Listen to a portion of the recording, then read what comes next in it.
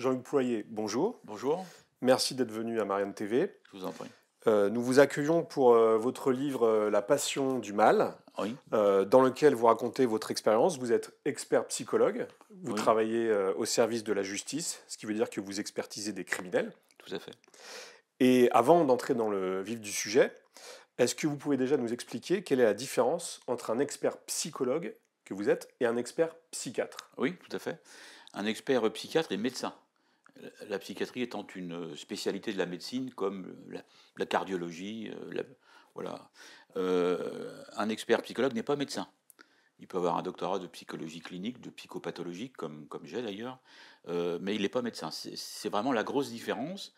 Il y a une autre différence au niveau de la justice, c'est-à-dire que lorsqu'on examine un criminel, on est mandaté par un juge d'instruction la plupart du temps, et les questions ne sont pas les mêmes, hein. Les questions autour de l'expertise psychiatrique tournent essentiellement autour de l'article 122 du Code pénal, à savoir, est-ce que la personne que vous examinez était en état de démence ou pas au moment des faits? Et quelle était également l'intensité de son altération ou de son abolition du discernement? Ça, c'est les questions centrales, essentielles de l'expertise psychiatrique. L'expertise psychologique, ça tourne autour de la personnalité. Qui est l'individu que vous avez en face de vous? Quelle est son histoire? Quel est son parcours de vie? Est-ce qu'il y a des éléments dans son parcours de vie qui auraient pu effectivement participer, qui ont été préexistants aux faits, mais qui auraient pu participer aux faits? Par exemple, quelqu'un qui a été agressé lui-même sexuellement. On a à peu près dans nos dossiers 25 à 30% des gens qui ont été agressés qui deviennent agresseurs. Alors, vous avez expertisé beaucoup de criminels, notamment Fourniret, Oui, Chanal, Pierre Chanal, même s'il reste oui, présumé innocent pour histoire puisqu'il est mort tout à fait, avant d'être jugé. tout à fait. Combien de criminels vous avez expertisé, vous savez? De criminels, c'est-à-dire, alors, il y a les tueurs en série, c'est pour moi une catégorie très très particulière, donc j'en ai expertisé 5 de mémoire comme ça. Autrement, des assassins, des meurtriers, etc., j'en ai expertisé des centaines. J'ai fait plus de 13 ou 14 000 expertises. Alors, à la fois d'auteurs, mais également de victimes. Éthiquement aussi, c'est important pour moi de le préciser. Bien sûr. Alors, on va y venir en parlant du cœur du livre. Une question d'actualité d'abord. Oui, L'affaire Lola a créé une très grande émotion dans le pays, cette oui, adolescente retrouvée morte dans une malle à Paris. oui, Le profil de la suspecte principale pose question, avec vraisemblablement d'importants troubles psychiatriques, oui, et qui est en même temps une personne qui aurait dû être expulsée du territoire puisqu'elle n'avait pas de titre en règle, donc qui semblait un peu en dehors des radars administratifs. Est-ce que ce genre de profils, qui sont comme des bombes à retardement lâchées dans la nature, est-ce que ce genre de profil est fréquent, selon vous? non, non, absolument pas. Vous savez, en tant que citoyen, en tous les cas, je suis sidéré, comme la France entière peut l'être par rapport à ce qui s'est passé. Je suis également sidéré par rapport à la violence, hein. Alors, je m'en excuse auprès de la famille de la victime, où je leur exprime toute ma compassion par rapport à ce qui s'est passé. Moi, là, pour répondre à votre question, je ne vais pas parler en tant qu'expert, mais je vais pas parler en tant que citoyen, mais en tant qu'expert, si vous voulez. Donc, à ce moment-là, au niveau du profil, effectivement, de cette jeune femme, hein, si j'ai bien compris, elle a à peine 30 ans. 24 ans. Ouais, tout à fait. Alors bon, qu'elle ait dû être expulsée et cetera, c'est pas mon propos, c'est pas mon champ d'investigation ou de compétence, voilà. Après vous avez deux hypothèses, en l'état actuel. Il faut être très prudent si vous voulez, hein. D'une part, soit effectivement aller dans un espace psychiatrique, une espèce de démence, d'hallucination, bouffée délirante, etc. Donc ça, ce sera signifié relativement rapidement par une expertise psychiatrique qui va être certainement mandatée, hein. Soit effectivement, elle a une personnalité quand même tout à fait rarissime, hein, donc là, il faut travailler sur le passage à l'acte. Donc là, il faut avoir quelques éléments, en quelque sorte, hein. Ce passage à l'acte a pu être déclenché, et ça, le grand public va avoir énormément de difficultés à le comprendre, hein, peut être déclenché par une petite frustration. Ça suffit. Vous savez, l'expression populaire, la goutte, il faut déborder le vase. Encore faut-il après qu'on analyse le vase, ce qu'il y a à l'intérieur, si vous voulez. Donc là, manifestement, il y a certainement chez cette jeune femme une histoire, un parcours de vie un petit peu particulier, qui n'est pas forcément lié à son enfance, à son adolescence, qui peut être lié à des frustrations relativement récentes, hein, avec une espèce de rumination comme ça, où effectivement, elle absorbe, elle absorbe, elle absorbe, et à un moment donné, par rapport à une frustration, ce qu'on appelle le passage à l'acte, si vous voulez, l'autre, et je m'en excuse encore auprès de la famille de la victime, n'est plus qu'un réceptacle d'une violence excessive, inouïe, qui dépasse totalement l'entendement, si vous voulez. Ce que j'appelle, en matière criminelle, des surmeurtres. Hein, c'est-à-dire qu'en fait, cette petite fille a été tuée de différentes façons, si je puis dire. Bien sûr. Le passage à l'acte donc nous amène au cœur de votre livre. Vous exposez donc dans La Passion du mal plusieurs cas auxquels vous avez été confrontés. Oui, Je voudrais d'abord parler du cas de Marcel Ruffet, qui a oui, tué 4 personnes le 25 août 2015 dans un camp de gens du voyage. oui, Vous écrivez à son sujet, vous expliquez bien qu'il ne semble ressentir aucun remords, et vous écrivez à son sujet, en près de 40 ans d'expertise criminelle, je n'ai jamais ressenti une telle détermination criminelle. Et en même temps, à l'issue, on ne comprend pas vraiment justement comment cette détermination criminelle a pu naître. Est-ce que les raisons du passage à l'acte sont toujours identifiées? Alors, en ce qui le concerne, si vous voulez, hein, c'était effectivement, si je me souviens bien, il y a une phrase qui est très importante. Lui faisait partie des forains, hein, donc une profession noble, et il était opposé, son ennemi, hein, intérieur, intime, c'était les gens du voyage, hein, qui étaient plus que de la pourriture. Enfin, je le cite, hein, je ne me permettrai pas de dire les choses comme ça en mon nom propre. Et ce qui m'avait tout à fait, comme vous le rappeliez, monsieur, ce qui m'avait tout à fait étonné cliniquement, professionnellement, c'est, je l'ai vu 2 ans et demi après, il y avait encore la même détermination. C'est-à-dire que nous, ce qu'on cherche à savoir, c'est s'il y a une culpabilité qui se met en place. Vous voyez, par exemple, il a tué 4 personnes, dont une jeune femme enceinte, je crois, si je me souviens bien, un gendarme également, et il me dira, moi, 2 ans et demi après, qu'éventuellement, il peut éventuellement regretter, si on insiste un petit peu, si vous voulez, hein, par rapport aux gendarmes. Il sait d'ailleurs que par rapport aux gendarmes, il va prendre perpétuité. C'est la façon dont il rationalise un peu les choses. Mais vis-à-vis des autres victimes, il n'a aucun regret.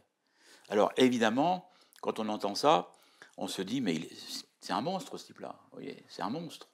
Oui, certainement, il a commis des actes monstrueux. Mais en même temps, moi, dans mon métier, depuis un certain nombre d'années, quelques décennies, si vous voulez, je considère qu'il est quand même inscrit dans la nature humaine, qu'on le veuille ou non. Et ce n'est pas évidemment le seul cas dont vous parlez. Vous parlez également d'Alain Pénin, un Oui, criminel récidiviste, oui, libéré en 2009 par le juge d'application des peines, et qui va justement récidiver l'année suivante oui, en commettant le meurtre atroce de Natacha Mougel, une joggeuse. C'était en 2010 dans le Nord. Il a récidivé, oui, pourtant il avait été libéré. oui. Que penser de la justice? Est-ce qu'il faut engager la responsabilité des magistrats pour ce genre de cas? Alors, c'est toujours pareil, c'est-à-dire qu'effectivement, il a donc eu une première peine où effectivement il a été examiné par des experts. Après, il a été incarcéré, il a été condamné, il a été réexaminé par des experts à la demande d'un juge d'application des peines. Et là, moi, ce qu'il m'a dit, hein, mais c'est plus simple quand on arrive après, si vous voulez. Je ne pense pas du tout que les experts qui l'ont examiné étaient incompétents, ça n'a strictement rien à voir, à mon sens, hein. C'est qu'en fait, c'est un grand manipulateur. Donc il a effectivement joué un petit peu avec tout le monde, avec la justice, hein, avec les représentants, en tous les cas, de la société. Et il est sorti, il avait une obligation de soins, il y avait tout un protocole autour de lui, si vous voulez, qu'il a complètement respecté, puisqu'il travaillait, je crois, chez Emmaüs ou au Resto du Cœur, si je me souviens bien, enfin, pendant un an et demi quand même, hein. Mais en fait, il avait un fantasme criminel, qu'il fallait absolument qu'il repasse à l'acte. Euh, dans sa première incarcération, il ne pensait qu'à ça. C'était aller à la chasse et recommencer. Et il a recommencé. Donc là, effectivement, il y a la question de la dangerosité qui se pose, hein. Qui a été mal évalué.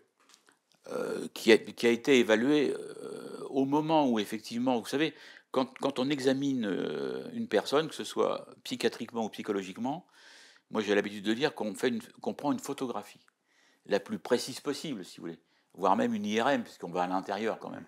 On essaie d'aller à l'intérieur du fonctionnement. Maintenant, c'est pas une science exacte, monsieur, hein.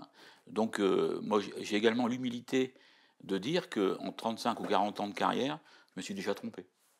Vous êtes déjà trompé, vous pouvez le raconter? Oui, alors, pas forcément par rapport à de grosses affaires, parce que là, c'est plus simple dans la mesure où, en règle générale, ils reconnaissent les faits, où ils sont dans des mécanismes de déni qu'on connaît bien, nous, hein, sur le plan de la clinique. Mais notamment, je suis très prudent, et j'espère qu'elles ne m'en voudront pas, mais quand j'examine une adolescente qui, effectivement, a passé une soirée très, très alcoolisée, etc., et, bon, et puis se retrouve le lendemain matin dans un endroit qu'elle ne connaît pas. En principe, pas forcément très très habillée, et il y a un compagnon à côté qu'elle ne connaît pas non plus. Vous voyez, enfin, voilà. Bon. Donc après, elle dépose plainte pour viol, etc., etc., etc. À 80% des dossiers, c'est tout à fait authentique et audible, si vous voulez. Il y a quelques dossiers où manifestement, ça l'est moins. Et je pense que là, effectivement, j'ai pu me faire manipuler. Oui. Alors, parmi tous les criminels que vous avez rencontrés, il y a donc 5 tueurs en série, Oui, oui, qui sont encore un autre profil par rapport aux autres. oui, Dans leur cas, vous parlez souvent de blessure narcissique, quelque oui, chose qui pourrait expliquer le oui, passage à l'acte. oui, tout Est-ce à qu'on fait. peut définir ce qu'est la blessure Oui, narcissique? tout à fait. Alors, blessure narcissique, tout le monde connaît le mythe de Narcisse. Enfin, en tous les cas, Narcisse, dans les cours d'assises, on en parle beaucoup, hein. Moi, ce que je recherche chez un individu, quel qu'il soit d'ailleurs, tueur en série ou pas, c'est qu'est-ce qui s'est passé pour qu'à un moment donné, il passe à l'acte, si vous voulez. Par exemple, un petit garçon qui a une éducation chaotique, etc., et des maltraitances, ne passe pas forcément à l'acte, parce que si tous les petits garçons qui étaient maltraités passent à l'acte, oui, enfin, je veux dire, voilà. Donc, qu'est-ce qui s'est passé? En règle générale, notamment par rapport aux tueurs en série, j'ai repéré quand même des constantes, à savoir notamment un éveil sexuel très particulier, très particulier. Alors, je peux vous décliner, si vous voulez, comme ça, très rapidement, hein. Euh, Pierre Chanal, lui, il avait une homosexualité. J'ai absolument rien contre l'homosexualité quand elle est assumée, ça pose aucun problème. Par contre, chez lui, elle était tout à fait refoulée et sadisée. Il ne pouvait qu'avoir des rapports sexuels qu'en sadisant l'autre, si vous voulez. Et donc, il avait des proies relativement faciles avec les militaires, etc. Bon, pour ceux qui connaissent un peu l'histoire, quoi. Michel Fourniret, pour ceux qui connaissent, c'est le mythe de la virginité. C'est-à-dire que toute femme qui n'est pas vierge est impure. Par conséquent, elle ne peut que mourir. Donc c'est une espèce de délire comme ça, très très particulier, qui était auto-entretenu avec son épouse, hein, en quelque sorte. Mais voilà encore une constante au niveau de la sexualité. Francis Holm, impuissant, totalement, hein. Donc lui, manifestement, à partir du moment où il était impuissant, si vous voulez, il fallait qu'il démontre sa puissance autrement. Et j'ai une pulsion sexuelle, etc. Je m'alcoolise, j'ai des moments psychotiques et je passe à l'acte, avec des victimes d'ailleurs qui étaient tout à fait différentes les unes des autres. C'est-à-dire que pour Holm, c'est très difficile de profiler les victimes, puisqu'en fait il a tué de 7 ans des victimes jusqu'à 78 ans. Garçons, filles, des jeunes hommes, des jeunes femmes, enfin voilà, ce qui trouvait en quelque sorte, hein. Voilà. Autrement, il y a également Rançon, Jacques Rançon. Jacques Rançon, qui est pour le grand public, qui est le tueur de la gare de Perpignan, que j'ai examiné pour une troisième affaire. C'est la raison, d'ailleurs, il a été condamné, c'est la raison pour laquelle maintenant c'est un tueur en série, hein. Lui, il y avait un acte fondateur aussi. D'une part, il y avait un contexte incestueux, enfin, très, très particulier chez lui, et il était en surpoids quand il était petit, on l'appelait le gros, et il a été effectivement blessé narcissiquement, pour répondre à votre question, ou frustré, si vous voulez, dans sa virilité. Et il avait du mal à donner satisfaction à sa partenaire. Donc dès qu'il avait un rapport sexuel, ça marchait pas. Il était déçu, il était frustré, etc. Et donc il partait la nuit à la chasse. Et là, effectivement, il kidnappait des jeunes femmes, en général entre 20 et 30, 35 ans, des jolies femmes, comme il le dit lui-même d'ailleurs. Il aimait que les jolies femmes et les jolies voitures, hein. Manifestement, ça ne pouvait être qu'un acte sexuel avec violence, hein. Voilà. Jacques Ranson, puisque vous lui consacrez un chapitre. Oui, oui, Effectivement, il se faisait traiter de petit gros, il était victime d'un harcèlement scolaire qui ne s'appelait pas encore comme ça à tout à l'époque, fait, à oui, peu tout à près, fait, oui. mais toutes les victimes de harcèlement scolaire ne basculent pas Non? dans le crime. Qu'est-ce qui explique que lui Alors, tout bascule à dans le fait. crime? Donc le passage à l'acte criminel, hein, notamment par rapport aux tueurs en série. Alors d'une part, tous les tueurs en série que j'ai rencontrés m'ont dit pratiquement toujours la même chose, c'est-à-dire que quand ils tuent pour la première fois, ils savent pas qu'ils vont recommencer. Mais il y a cette pulsion-là qui se met en place, etc. Et en fait, ils éprouvent un tel shoot, si vous voulez, hein, c'est l'équivalent d'une perfusion de cocaïne pour un toxicomane, si vous voulez. Il y a un tel shoot, etc., que voilà, il faut absolument qu'ils recommencent, hein. Il y a une espèce de... Alors c'est redoutable, hein, en matière criminelle, évidemment, hein, de besoin. Ben voilà.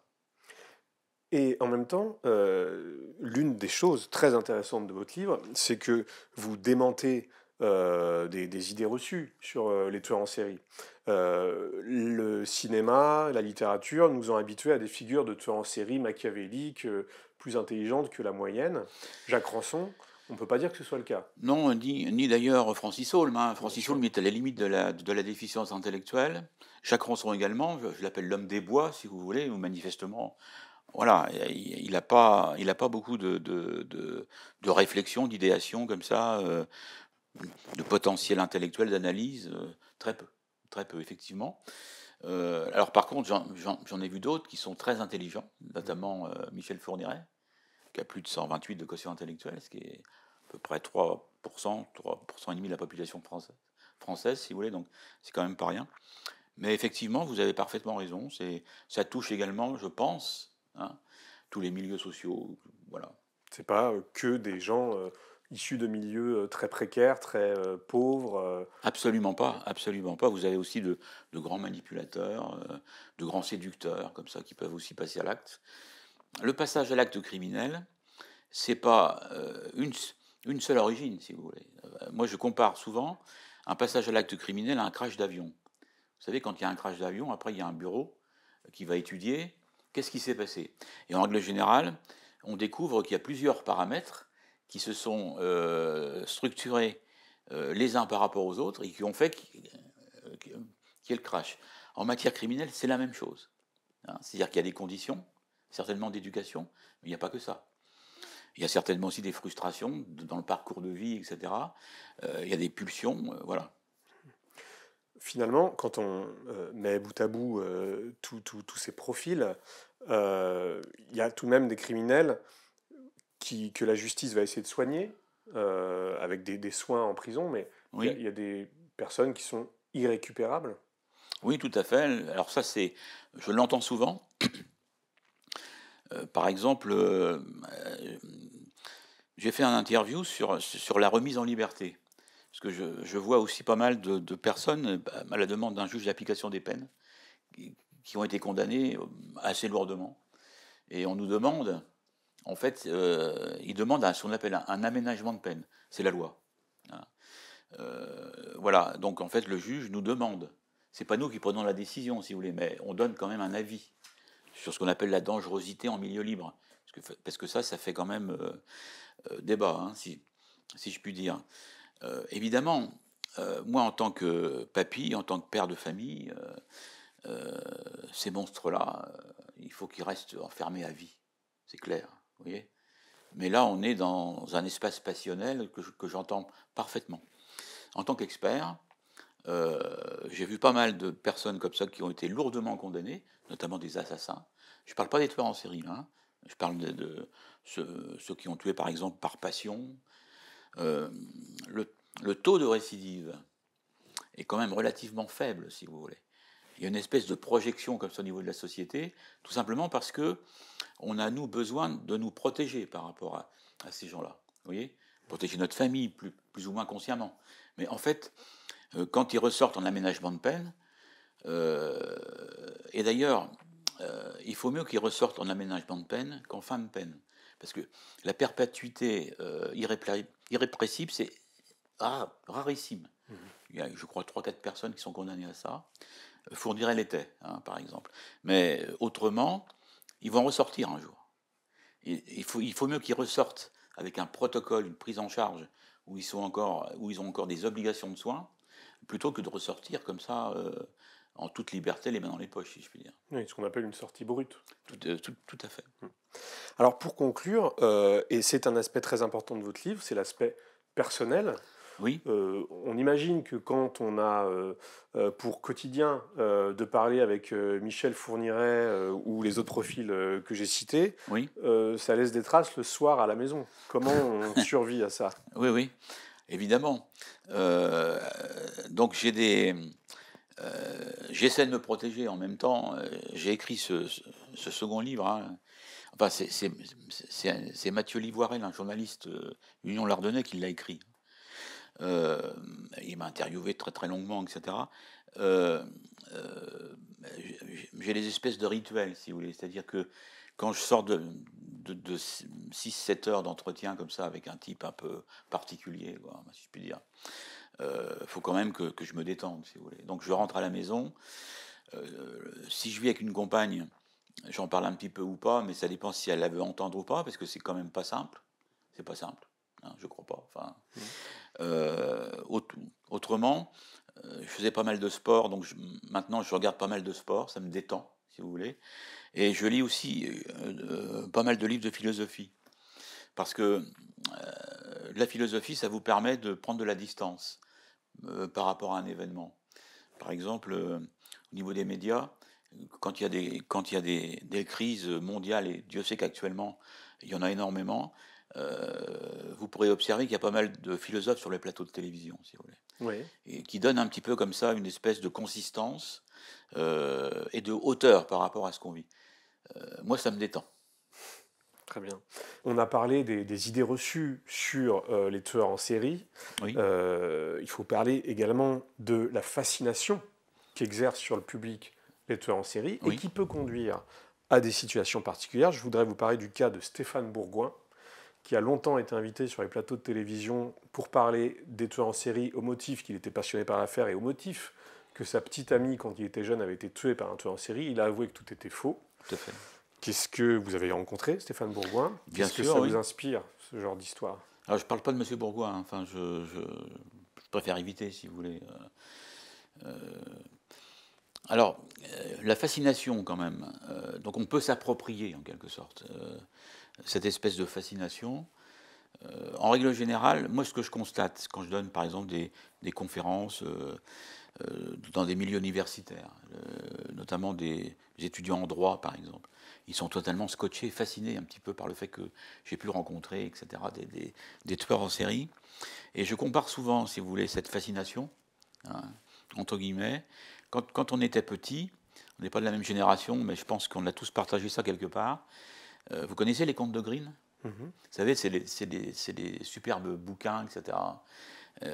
Quand nos parents nous lisent ça pour nous endormir, en règle générale, très vite, ça déborde sur le méchant. Vous voyez? Ouais. Et le gentil ne nous intéresse pas parce qu'il ne nous fait pas peur.